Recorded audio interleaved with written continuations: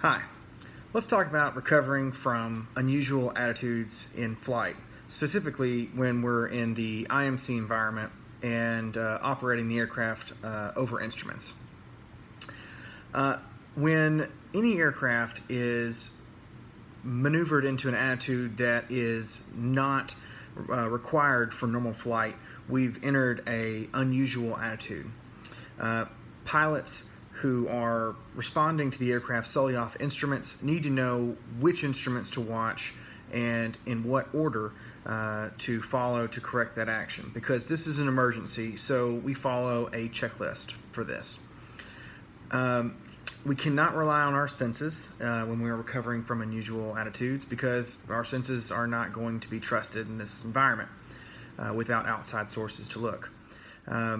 Now, any attitude that we get into doesn't have to be extreme to be an unusual attitude. We might not be that far off from the horizon, but if left in this position, we will deviate from the flight that we want to take. I'll be using a visual aid of one of my toy aircraft, and I'll also be using PowerPoint slides to show you, the viewer, how this is going to go. So, we need to understand our instruments. This is a standard six-pack, and as we can see from our standard six-pack, we have some primary instruments and some supporting instruments.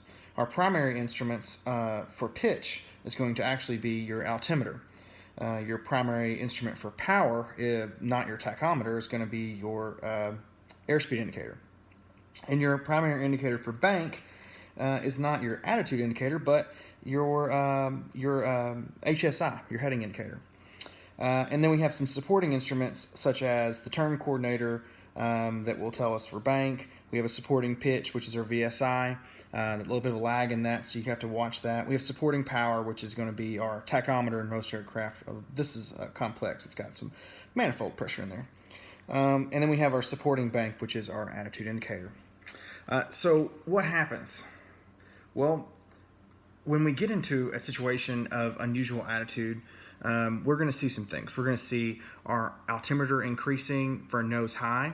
We'll see the VSI showing an increase. We'll show our airspeed is going to be decreasing, and maybe our attitude indicator will show a nose high attitude. You'll see the more blue than brown. In a nose low situation, our altimeter will be decreasing. Our VSI will also be decreasing. Airspeed increasing, and your attitude indication will show more brown. And obviously, if you're in a turn, that bank will be shown in any indication by your HSI. So how do you recover from these unusual attitudes? Well, they're different. So let's see. Say that our six-pack shows that our speed is very low. We've got lots of blue on our attitude indicator. And we show the VSI is reading a very, very steep climb. And obviously this will be increasing as well, our altitude. So how do we recover from this? Well, the first thing we're going to do when we see our power that low is we're going to increase our power, so full power. When we get full power, we will then lower the nose to prevent a stall. That's applying that forward elevator pressure. And then, third, we level the wings. Now, this is going to be a coordinated leveling because you've just added a lot of power. You're going to be lowering the nose. You're going to have some gyroscopic precession in that propeller. And so you're going to need to put in some rudder inputs to keep that nose straight. Then you return to your original altitude and heading. But what if we see something like this? And this may be a little bit harder to see. But in this indication of a six-pack, we are definitely in a bank. Our HSI is going to be spinning pretty rapidly. We will notice that the VSI is going to show that you are in a dive. And you can back that up with your attitude indicator, and you can see that the airspeed will be increasing very rapidly. So how do we recover from this? This is a little bit different than nose high unusual attitudes. In a nose low unusual attitude, you want to reduce power immediately as you are going very quickly towards the ground. But really you want to level those wings in a coordinated way. So coordination between your aileron and your rudder pressure.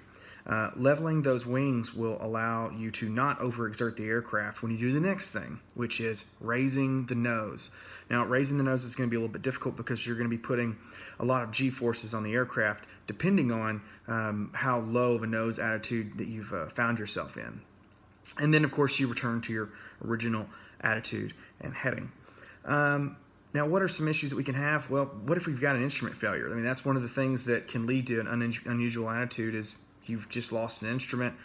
Say your vacuum pump goes and your attitude indicator goes wonky. Well, you're going to have to start following some of your other instruments, your supporting instruments, such as for your vacuum pump failure, you're going to want to watch the banking of the turn coordinator. You're going to want to watch your airspeed and your altimeter to make sure that they are stopping their change. And that's about it.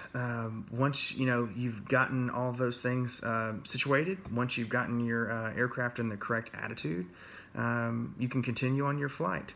I know this is something that plagues a lot of pilots, especially in IFR. We call it, we get into the soup of it all, as they say, and it's very easy to get that spatial disorientation, spatial D as they call it. And so it's very important that you know this checklist because it is an emergency procedure. Thanks so much.